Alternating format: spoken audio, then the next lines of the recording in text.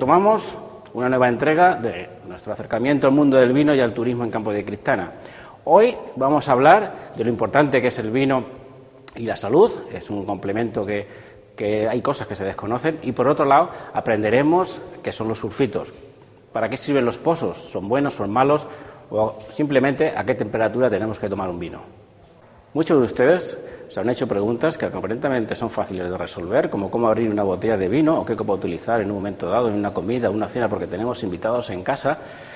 Nos ha hecho de tener dudas como hay que decantar el vino, hay que poner una temperatura adecuada, todas las temperaturas de los vinos son iguales, es lo mismo servir un vino blanco, un rosado o un tinto. Todas estas preguntas y algunas más vamos a intentar resolverlas a lo largo de este programa.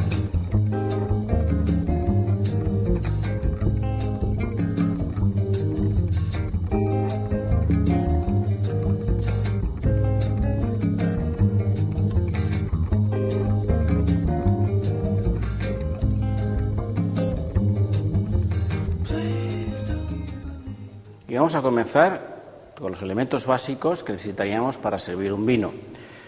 En un principio, lo primero que nos hace falta, pues evidentemente, es el vino. También contaríamos con un sacacorchos, de los que podemos tener en cualquiera de nosotros en casa. Sobre todo, que también tienes la posibilidad de una pequeña, digamos, utensilio con sierra para cortar la cápsula, que ahora veremos cómo se hace. Unas copas. Aquí, en este caso, tenemos las 3 copas más básicas que podemos utilizar. Una más larga, más alta y más estrecha, que utilizaremos para vinos blancos. Una copa más ancha, que es recomendada para los vinos tintos, y esta más alargada, que lo utilizaremos en espumosos. También otro utensilio muy común es este. Este elemento es un decantador que lo utilizamos sobre todo en los vinos tintos de crianzas, reservas o grandes reservas. Una vez que ya tenemos y conocemos los elementos básicos que necesitamos para disfrutar de un vino, debemos abrir la botella, que en un principio, como decía antes, con este tipo de sacacorchos, cortaríamos la cápsula a esta altura, siempre por debajo del relieve que tiene la botella. Bien, hemos cortado la cápsula, como decía, por la parte de abajo del gollete, y ahora vamos a pasar a abrirla. Esto ya sabéis todos cómo se hace. Se pone en el centro del corcho, de esta manera. La podemos coger en el aire, ¿no? Pero tampoco es necesario dar una exhibición de camareros frente a nuestros invitados. Así.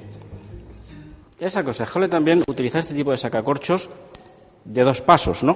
Un primer paso, que aprovechamos para sacar una parte del corcho, y en un segundo paso lo sacaríamos. No hace falta hacer un movimiento exagerado a la hora de retirar el corcho. Siempre se ha dicho que el vino hay que tener mucho respeto. Lo sacaríamos. Y además, aunque estemos en casa, voy a aprovechar para decirles, cuando están tomando algo en un restaurante, habrán visto que normalmente se hace este movimiento. Esto nos viene a decir a qué olor nos va a traer el corcho. Aquí lo único que tiene que oler es a vino. Quiero decir con esto que no tiene que tener ningún tipo de aroma desagradable, como puede ser a corcho o a otra sustancia. Bien, pues ya lo tenemos abierto.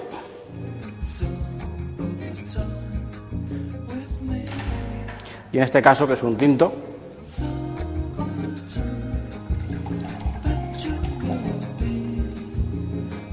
lo ponemos a servir. Y antes de seguir, sí quería hacerle una declaración, porque debemos conocer lo que significan los términos en el vino. ¿Qué es un vino joven? Bueno, pues un vino joven son los vinos que se han elaborado esa última campaña, acabamos de terminar la de 2013, son vinos que se han elaborado con fermentación controlada, en los cuales lo vamos a disfrutar de ellos durante este último año. Son vinos cuyo consumo pueden durar aproximadamente 9-10 meses. Cuando estamos hablando de un crianza que estamos diciendo, pues son vinos que tienen al menos 2 años de envejecimiento natural, de los cuales 6 meses lo han pasado en barricas de roble como estas que tenemos aquí. Y si fuese un reserva, lo único que estamos diciendo, al menos nos están garantizando, que ese vino ha pasado 12 meses en barrica de roble y 24 meses en botella. Y las grandes reservas, hablamos de 24 meses en barrica y 36 meses en botella.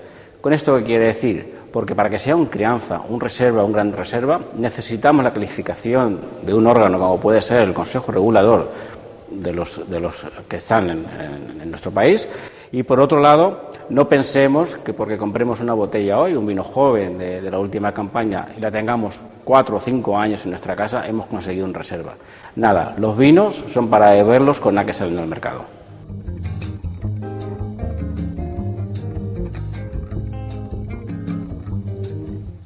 Bueno, ahora tenemos servido 4 vinos, son 4 vinos, digamos, diferentes por el color, un vino blanco, un vino rosado, un vino tinto y uno espumoso. Pero ¿a qué temperatura hay que tomarlo? Bueno, pues los vinos blancos se recomiendan tomar entre 6 8 grados aproximadamente. Los rosados podemos subir un poco más, hablamos de 8 10 grados de temperatura. En cambio, los tintos, un tinto joven, como este caso, la temperatura recomendada estamos hablando que lo tuviésemos a 12 grados y subir la temperatura progresivamente si hablamos de crianza sobre 14, 16 grados o los reservas o grandes reservas que se recomiendan sobre 18 o 20. En cambio, los espumosos, cuanto más frío es mejor. Un espumoso a temperatura de servicio estaríamos hablando sobre 6 grados centígrados. También un tema importante, lo que decíamos antes, la decantación. ¿Qué es la decantación? Aquí tenemos un decantador que podemos tener cualquiera de nosotros en casa. ¿Y para qué sirve? Bueno, pues una forma de servir, es tan sencillo como esta. Y esto sirve sobre todo para 2 razones. Por un lado, para evitar que tenga pozos la botella. Sabemos que los pozos en algunas botellas no lo podemos encontrar. Los pozos es un fenómeno natural, es como diría, es simplemente la reacción de unos ácidos con unas sales que forman parte del vino, que en algunos casos, en algunos mercados, el consumidor no lo acepta. Por esta manera lo podemos evitar en caso que lo tuviese.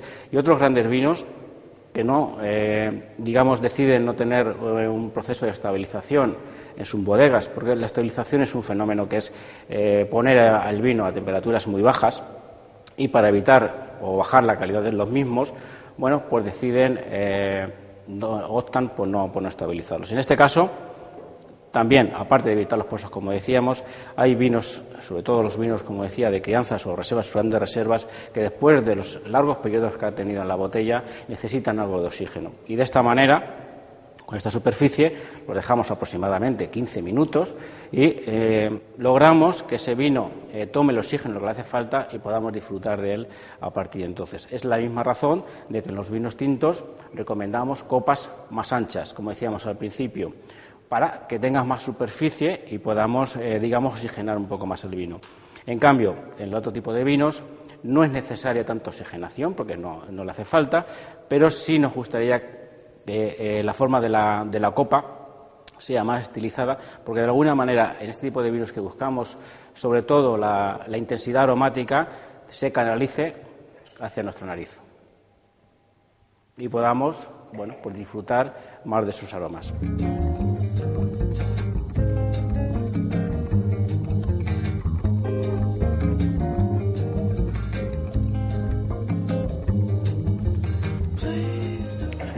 Si me permiten, una pequeña cata de cómo podemos disfrutar de una manera rápida un vino. En este caso, lo primero que tenemos que hacer es coger el vino. Siempre es aconsejable también cogerlo de esta parte, de la parte de abajo. No es por diferenciarnos, sino sobre todo por 2 razones. Una, porque hablábamos al principio de temperatura, de mantener una temperatura adecuada a los vinos. Si la cogiésemos así, calentaríamos el vino y subiríamos de alguna manera la temperatura. Y por otro lado, si también la cogemos así y lo acercáramos a la nariz, lo único que podemos oler pues es a tabaco o a perfume y no podríamos disfrutar de los aromas que tiene el vino. Bien, una vez que cojamos como decía, cogiéndolo por el pie de la copa, bueno, miraríamos el vino pues si tiene algún resto de corcho o alguna sustancia que le haya caído. Una vez que lo hemos mirado, lo llevamos a la nariz, lo evaluamos.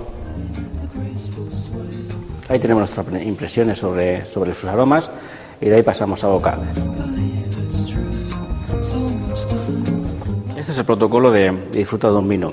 Las cualidades de los vinos lo vamos a ir viendo, a partir de ahora. Por un lado, dentro de unos momentos, un profesional de la medicina nos hablará de los beneficios que tiene el vino, y luego, en un posterior programa, hablaremos de los maridajes, porque también es difícil el compaginar un vino blanco o un rosado, un tinto, si hay que tomarlo con pescados, con carnes o con otro tipo de producto.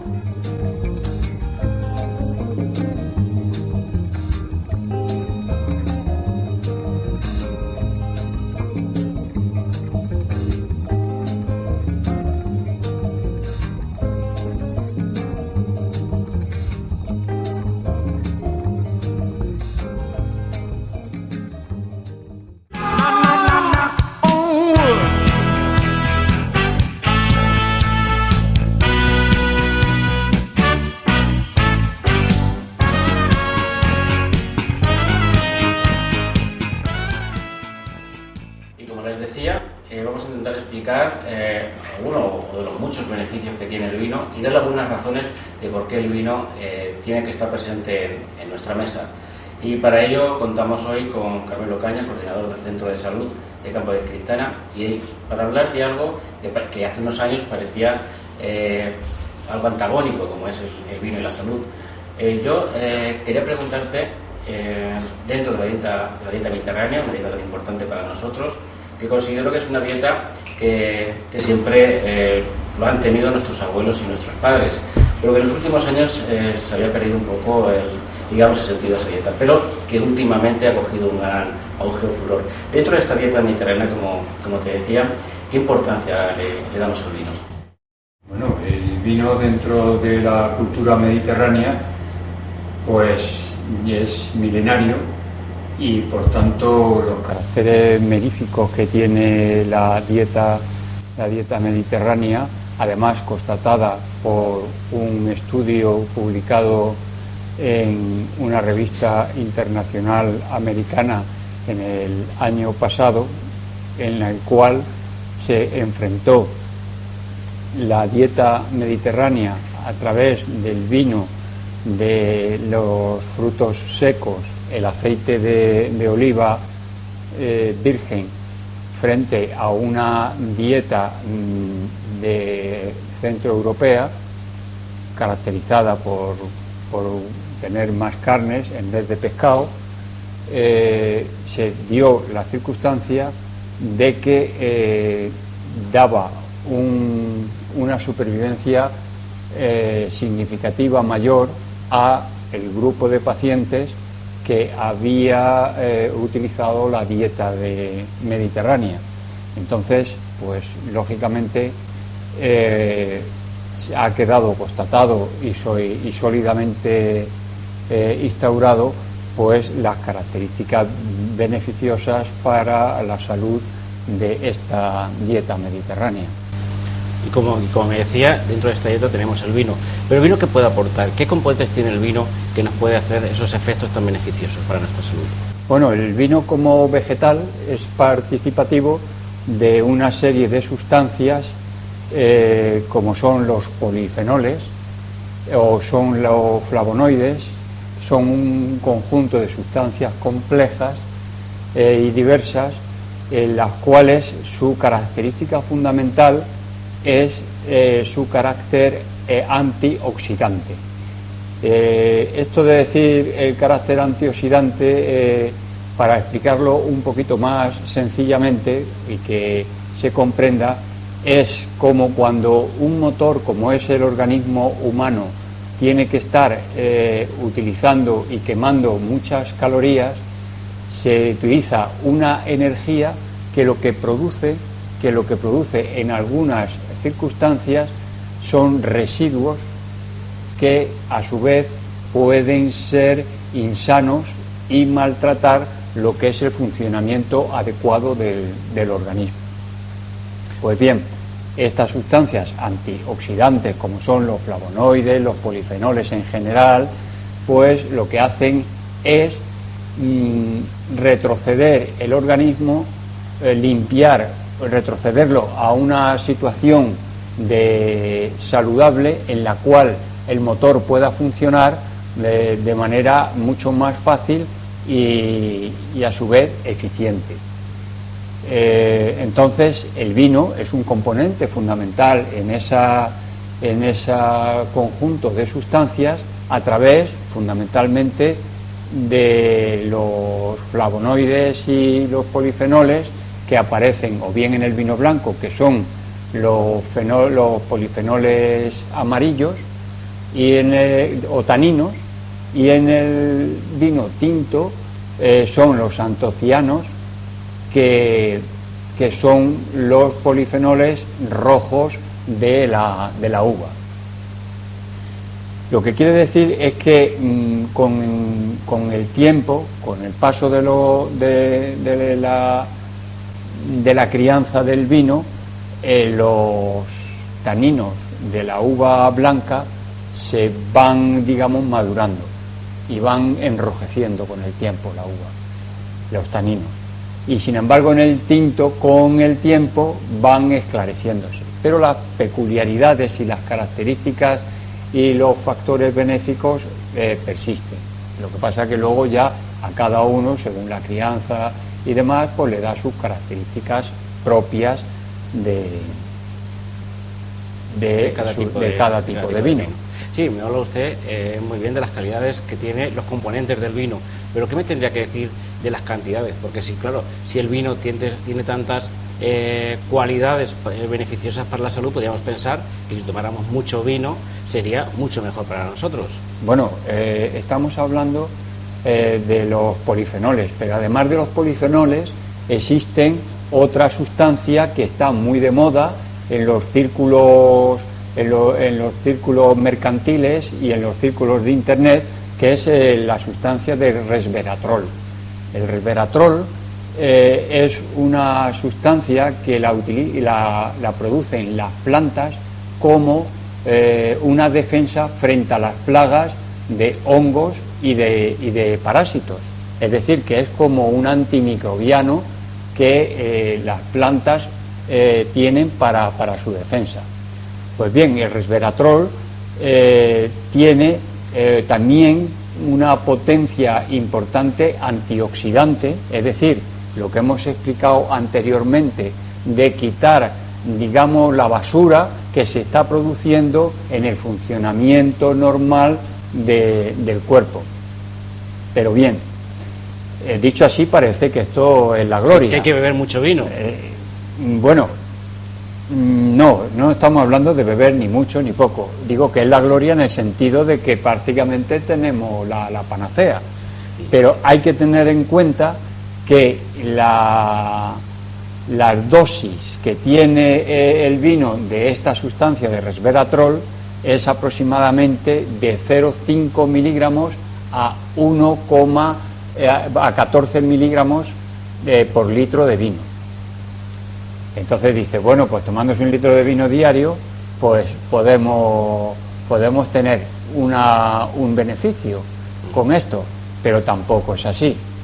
Primero, por el componente alcohólico del vino, que es lo que le hace que tenga que ser tomado con un cuidado determinado para el balance del beneficio y el riesgo de la toma. Pero el resveratrol, que tan famoso es, para que tenga un cierto efecto para el ser humano, se necesita de 3 a 5 gramos diarios. Es decir, que es como la cicuta en pequeñas cantidades, es con lo que se toma normalmente si se utiliza unido a la alimentación.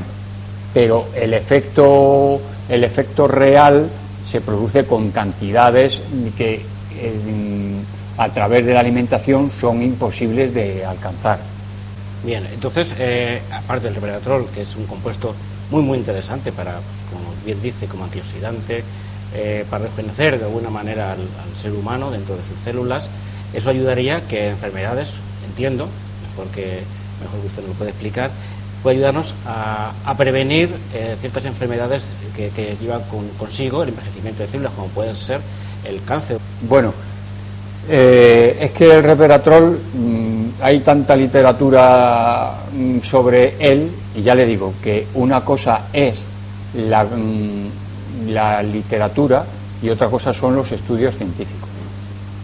De todas estas sustancias hemos hablado del resveratrol y hemos hablado de los polifenoles, pero existen muchas otras sustancias dentro de ese mismo grupo que se están utilizando como antioxidantes, y es, digamos, una propuesta científica de hace ya muchos años, por lo menos que yo conozca, desde hace 20 años, que si realmente estos antioxidantes lo que van a favorecer es el rendimiento del funcionamiento metabólico del organismo, es decir, que se puede trasladar al ambiente automovilístico, a los aditamentos que se ponen para que se consuma menos gasolina, o para que facilite que la explosión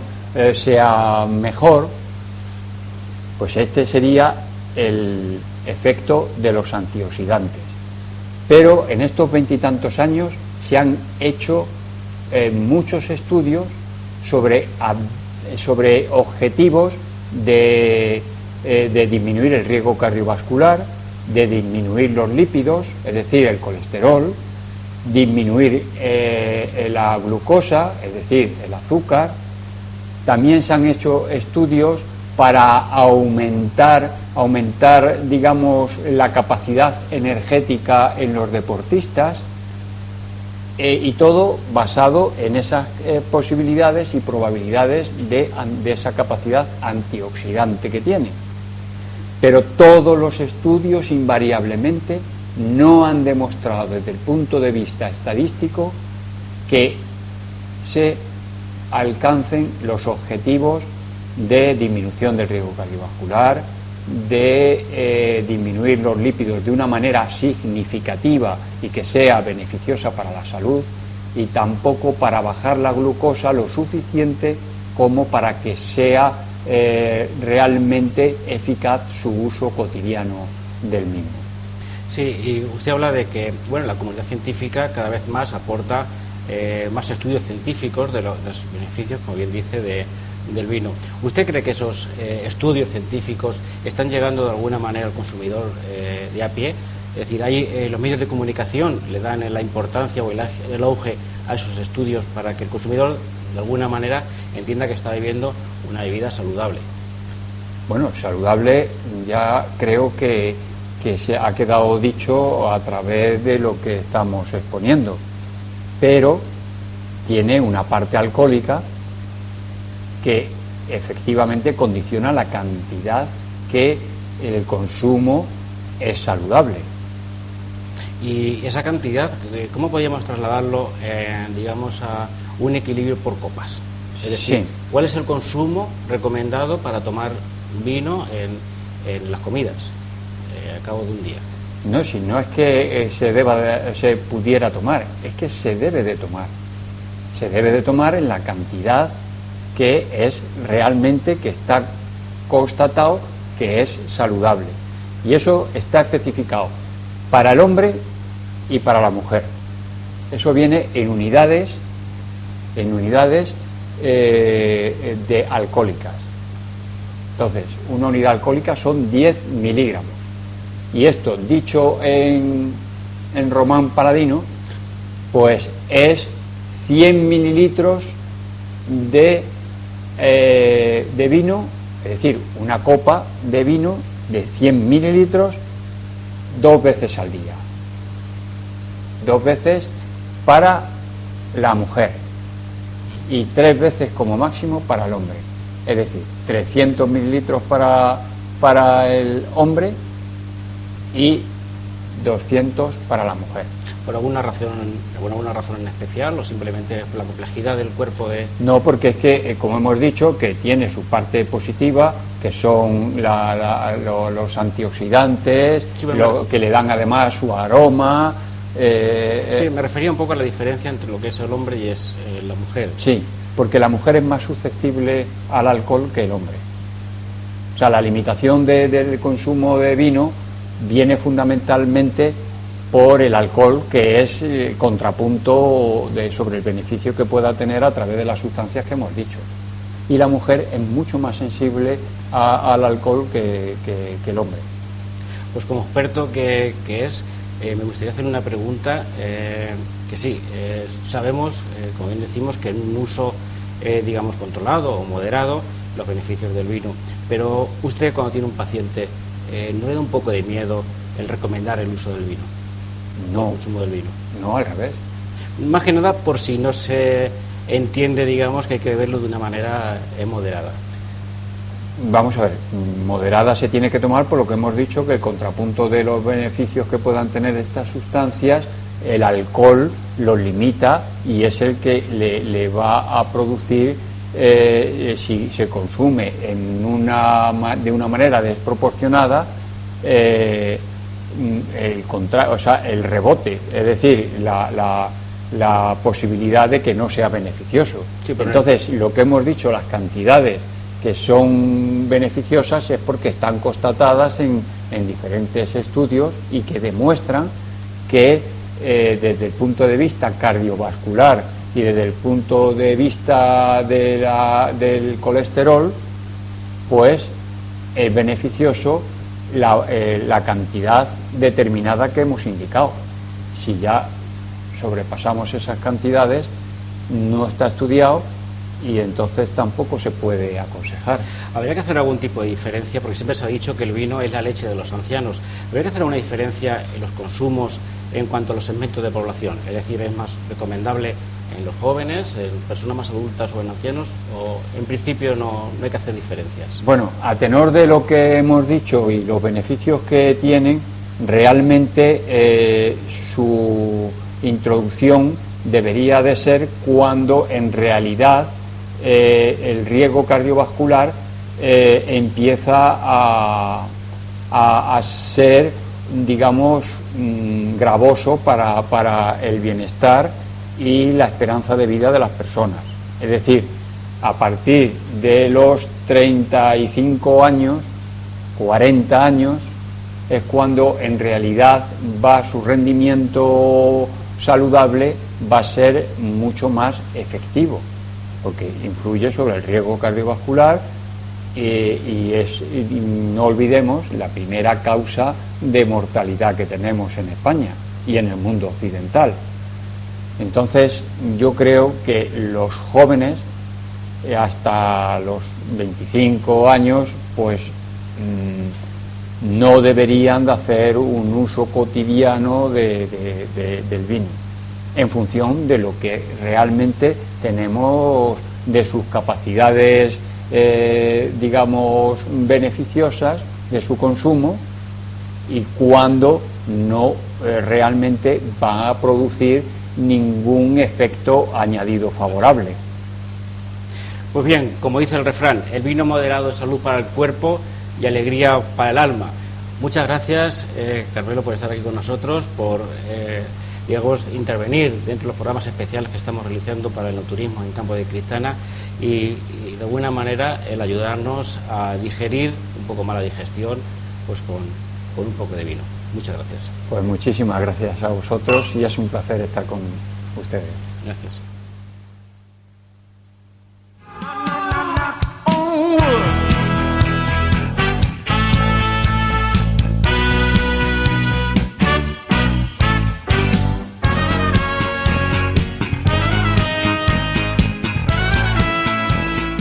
Y hemos llegado al final de nuestro programa de hoy. Espero que les haya gustado y les espero en la cata que tendrá lugar el próximo sábado en el Pósito, una cata que maridaremos quesos y vinos, y el domingo una presentación de los vinos jóvenes que tendrá lugar en la Sierra de los Molinos. Y yo les espero el próximo jueves en un nuevo programa de especial enoturismo, en el cual daremos más consejos sobre el vino y hablaremos como tema principal de los maridajes. Les espero la semana que viene.